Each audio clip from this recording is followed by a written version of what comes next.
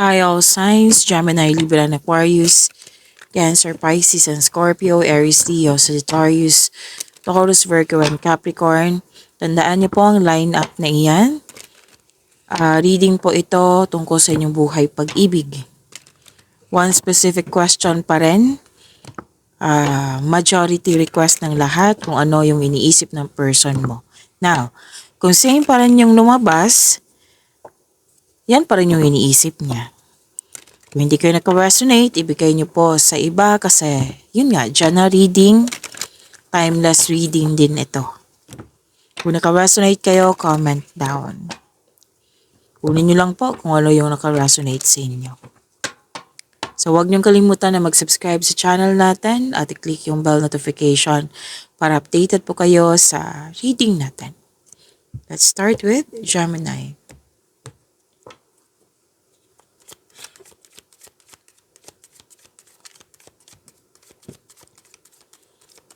Ano ang iniisip ng person ni Gemini?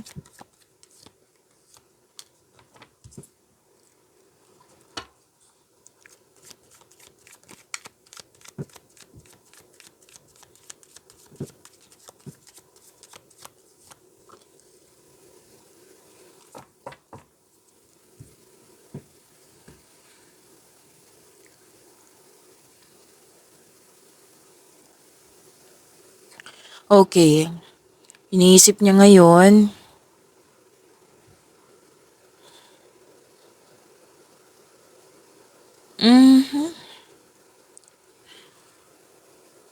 iniisip niya na stable ka. Stable ka, masaya. Na may nagsabi sa akin ngayon na masaya si Gemini kasi masusunod yung gusto niya. Kung may lakad, yung masaya sa bakasyon, travel, lakad. May nagsabi sa akin ngayon.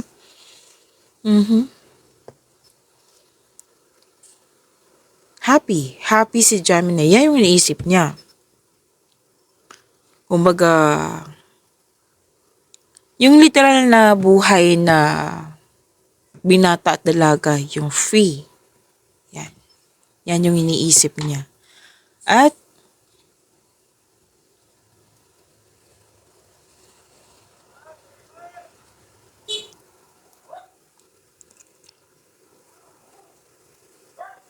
may nangyari bang... Okay. What I meant, kumakain ako ng strepsils ngayon kasi kailangan po. Pasensya na po. Okay, may nakita kasi ako ditong conflict. Nagkaroon ng argument. May challenge. Yan yung iniisip niya. Na nag-iisip ito regarding sa na pwedeng ikaw yung sumuko or siya yung sumuko. May usapin tungkol sa separation.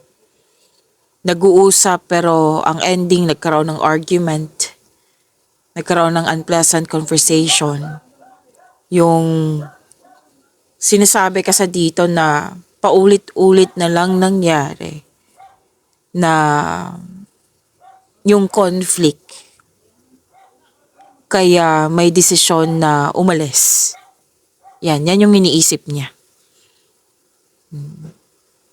Okay? Kasi may nakita rin ako dito na may nagawa.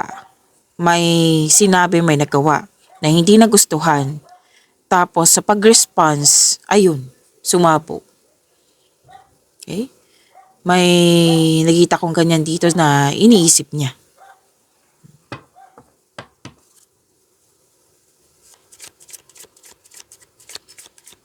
Na naging toxic. Pwedeng nangyari na to, na isip-isip niya.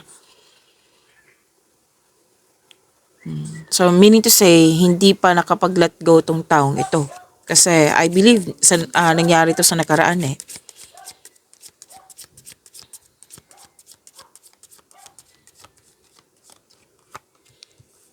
Iniisip ng person ni Libra.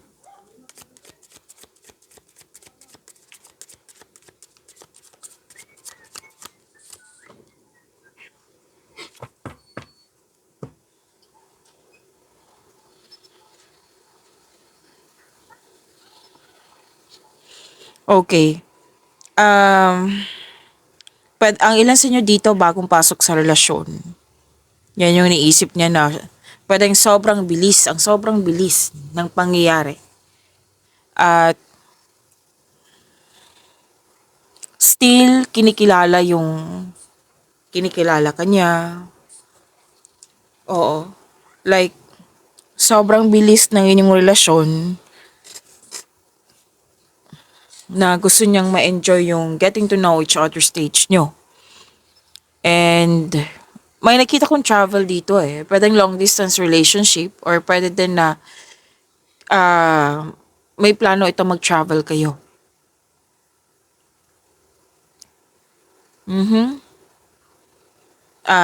Mukhang excited siya sa gagawin niya. Like, mag-approach to sa'yo ng pwedeng travel nyo or pwedeng siyang mong mag-abroad. Okay? Kasi may abroad ako nakikita dito. Or pwedeng nasa abroad na siya. Na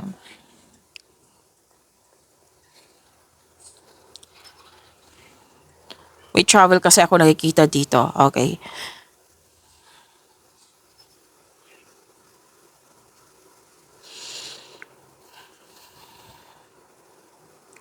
Okay. Dalawang card to na hindi lang sa plano sa pag-travel, kundi may balak na, hindi siya balak. Anong tawag nito? Magkakaroon kasi kayo ng pag-uusap regarding sa, pwedeng property or bibili ng property para sa paghahanda sa pagsasama. Basta po may big project. Kontento siya sa inyong pagmamahalan. Oo, Libra. Pero, oo, some of your person na mag-abroad para mas malaki yung ipon para makabili sa project nyo.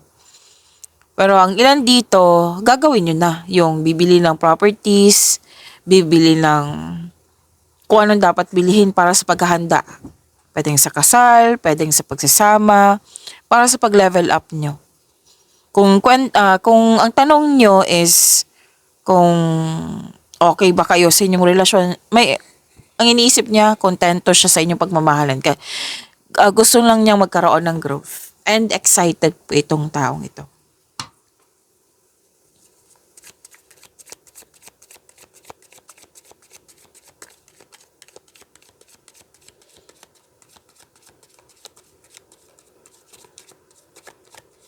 Ano ang iniisip ng person ni Aquarius?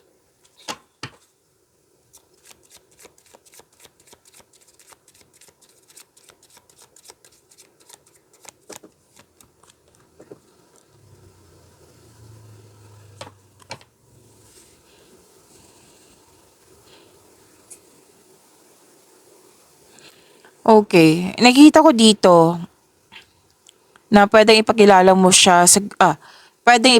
ka niya sa grupo ng tao or ipakilala mo siya sa grupo ng tao.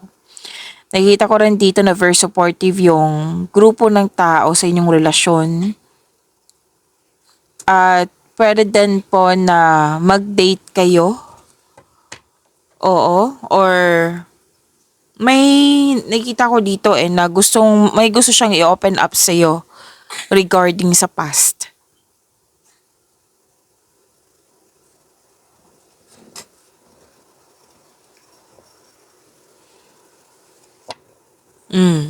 Dalawang card kasi nagsabi dito na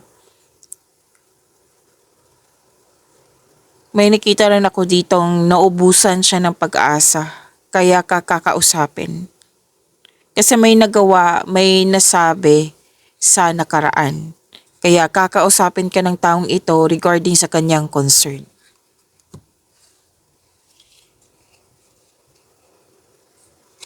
Next is water signs, Cancer, Pisces, and Scorpio. Shuffle ko lang.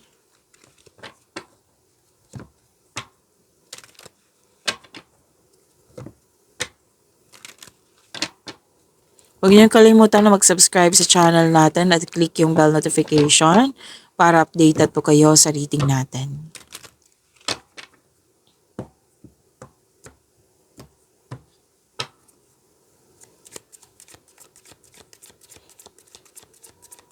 Ano ang iniisip ng person ni Cancer?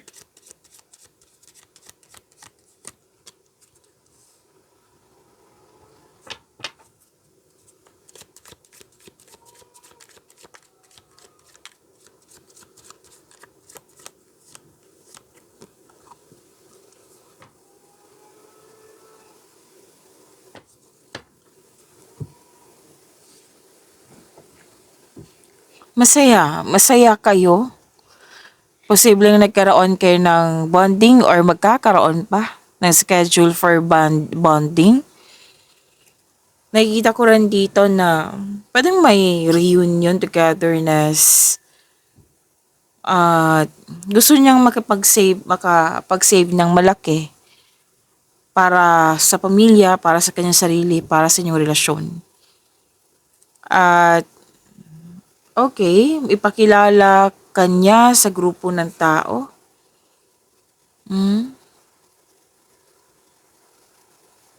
Gusto niyang bumili ng property, oh. And masaya siya kasi very supportive yung family. Opo. At okay, seryoso. Seryoso siya. Na tao, seryoso siya, masaya siya, at marami siyang pangarap para sa inyo.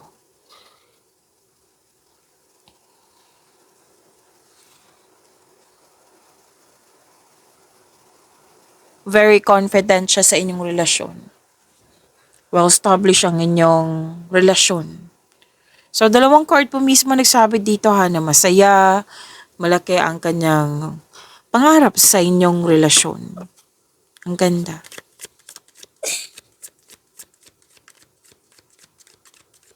Ano ang iniisip ng person ni Pisces?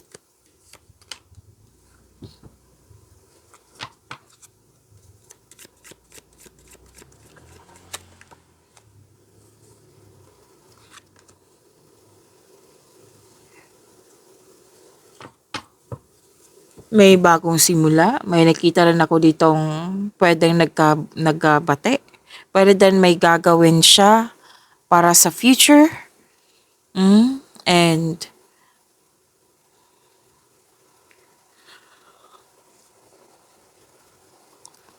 mukhang may tampuhan the other day pero kakausapin ka ng taong ito para mag-usap at magkaroon ng forgiveness.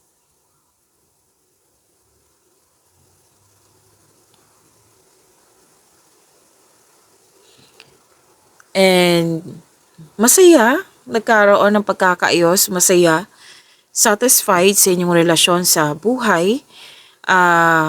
May ano dito may nakita ko ditong nagkaroon ng time sa pamilya, sa grupo ng tao. Pwedeng magbibigay ito ng sustento or siya yung nakatanggap ng sustento.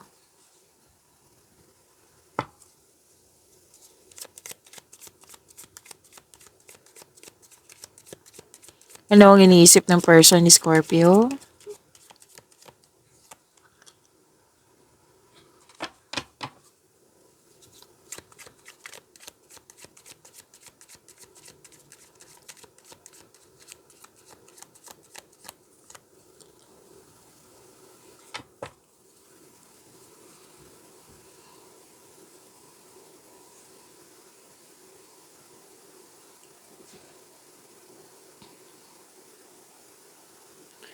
Okay, Scorpio. Sa mga marelasyon dito, gusto niyang magsarili, magbuo na ng pamilya. Yan ang nakikita ko. Para sa lahat, kasama na yung mga buhay mag-asawa po na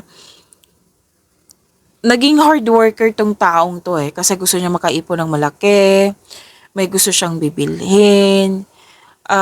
Actually, malaki ang mas lumawak yung ambisyon niya sa buhay kaya naging productive ito sa araw-araw.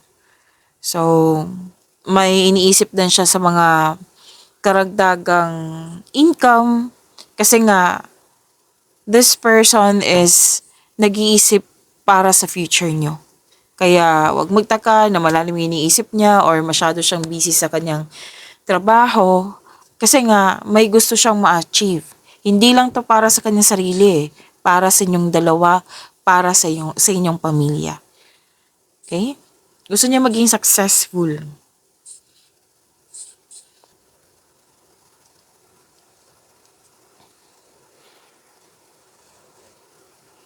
Okay. May pangyayaring aminan. May nakita ko ditong proposal. Mukhang wedding bells ito. Kung matagal na kayo na kasal, pwede din na lalabas kayo or pwede din na aamin siya what I meant is aamin siya sa iyo tungkol sa kanyang plano. Regarding sa pera, regarding sa kanyang pagsisipag, yan. Okay, pwedeng may offer siya sa iyo. I-offer yung magandang future kaya maging masipag siya. May magandang balita siyang sasabihin sa iyo.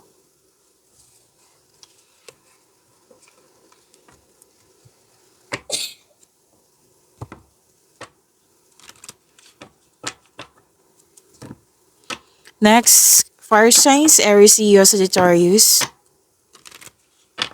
Shuffle lang natin.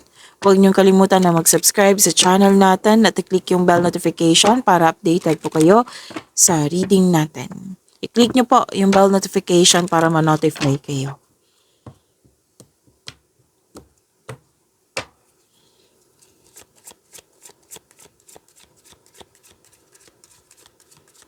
Ano ang iniisip ng person ni Aries?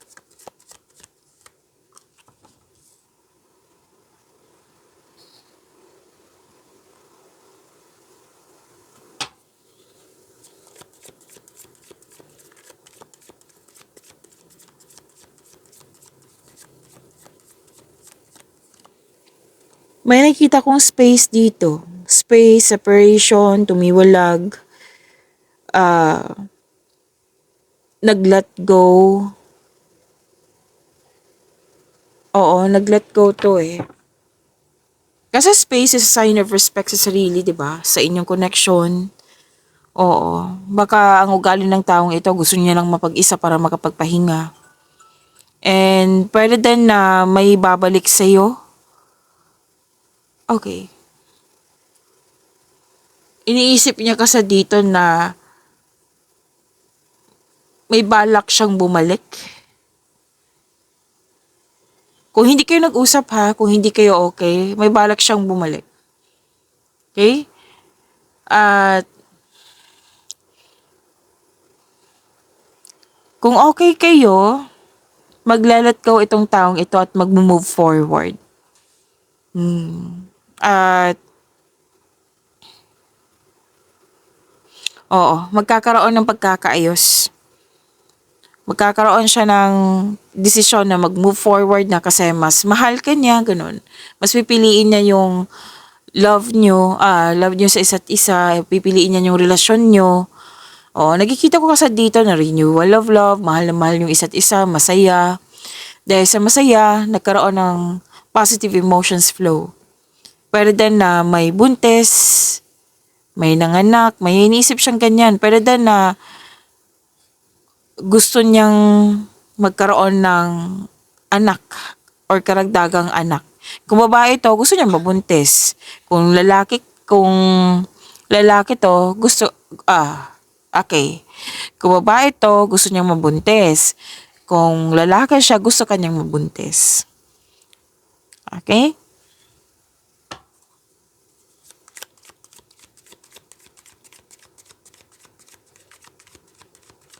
Ano ang iniisip ng person ni Leo?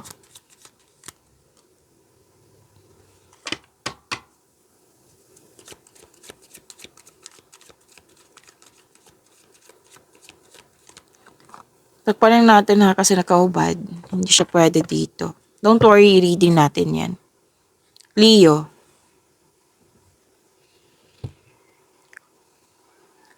Okay, may bagong relasyon. Kakapasok lang sa relasyon. At sinabi ng card dito na the couple is divinely guided. Kumbaga, si God yung nasa center, si God yung nasa center sa inyong relasyon. At nakikita ko dito na iniisip niya na soulmate ko na to, si Leo. Yan.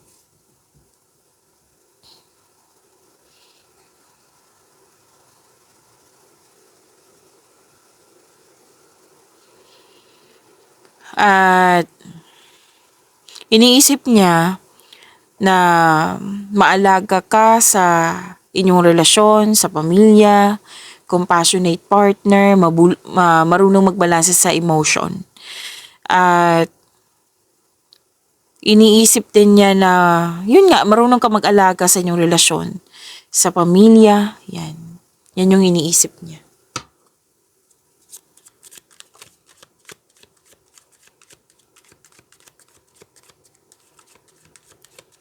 Ano ang iniisip ng person ni Sagittarius?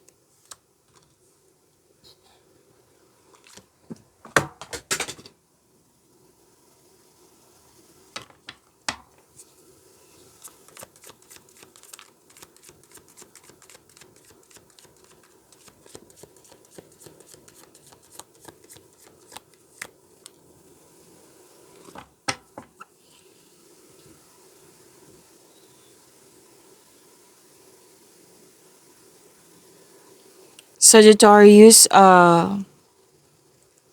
okay.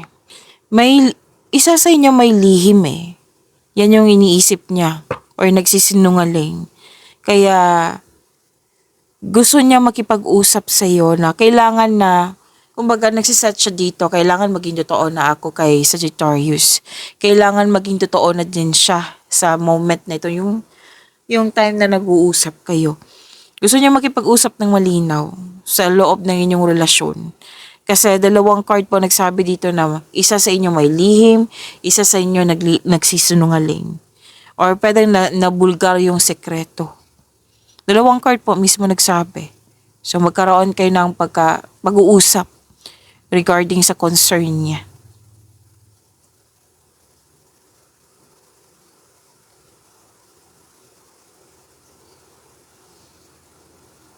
Dalawang card mismo nagsabi dito na kakausapin ka niya talaga tungkol sa sikretong nabulgar, sa pagsisinungaling, or di kaya pwede din na kakausapin ka niya tungkol sa ambisyon niya sa buhay. Kasi nakikita ko dito yung dissatisfaction. Hindi siya okay sa status.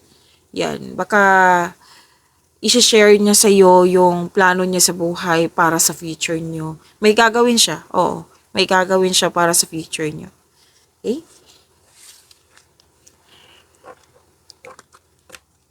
Next is Earth signs, Taurus, Virgo, and Capricorn.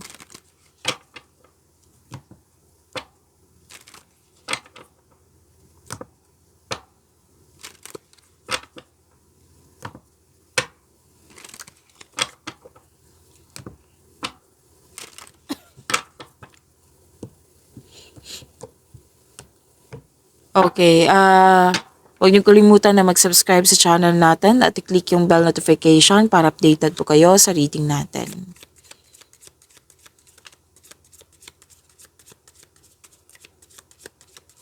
Iniisip ng person ni Taurus.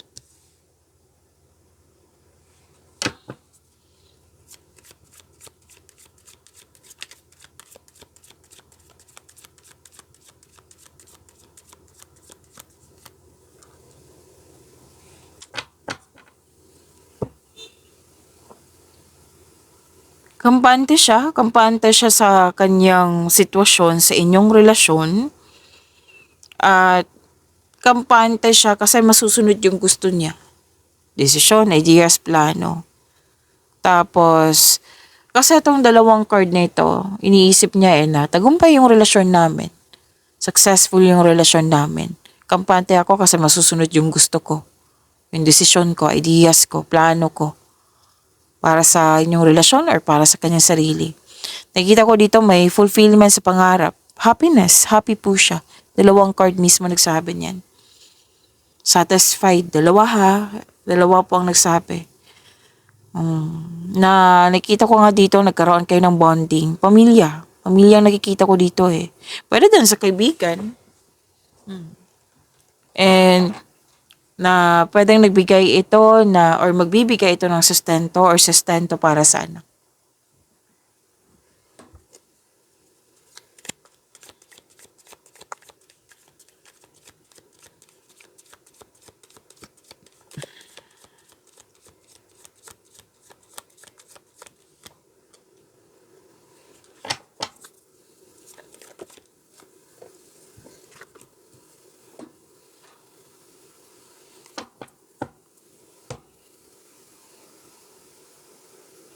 Virgo, ano iniisip ng person mo? Nakikita ko dito na nagkaroon po ng excited po siya. Excited po siya sa coming months or anniversary or any kind of celebration. Iniisip niya yung dating ugali niyo. Like for example na small things pinag-awayan na, ngayon hindi na. So, natuwa siya kasi marami siyang natutunan, marami kayong napagdaanan na nagkaroon talaga ng transformation. Yan. And excited siya sa pwede din planong bakasyon. Basta po may magaganap na celebration.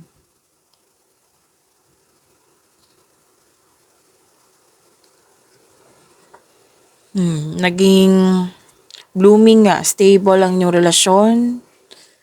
At malaki ang kanyang trust sa inyong relasyon, sa iyo. Malaki ang tiwala niya sa inyong relasyon.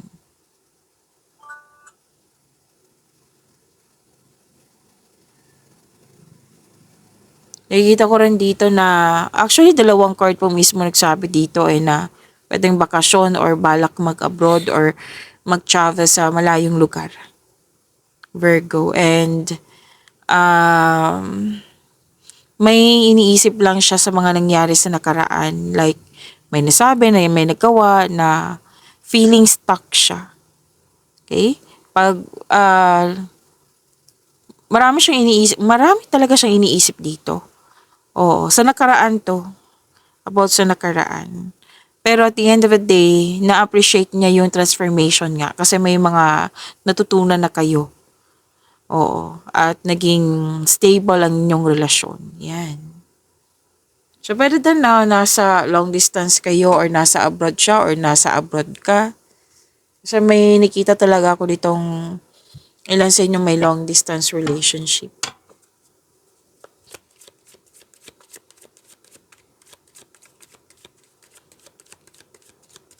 Iniisip ng person ni Capricorn.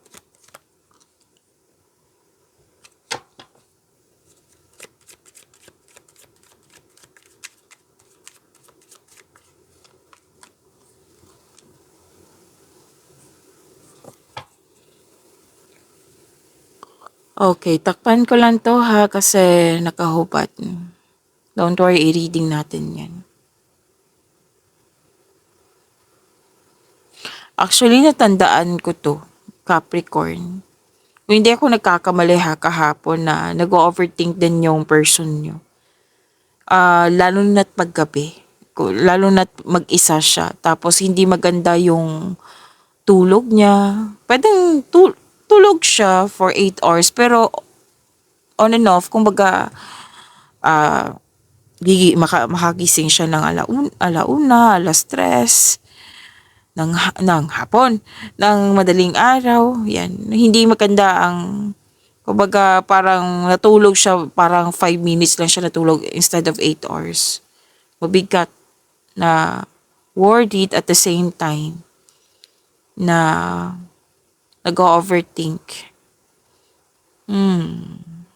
So, baka tahimik lang to. Kung andyan siya, tahimik siya, baka kailangan nyo mag-usap. Kasi ilang araw ko na to nakikita sa kanya. Anxiety. Tinatamaan siya ng anxiety din niya. Anxiety, stress, or pag-alala. Kasi may conflict. Kaya nga sinabi ko kanina na pag-uusap ay kailangan. Baka pwedeng kausapin kasi sinasabi naman ng card dito na communication is the key.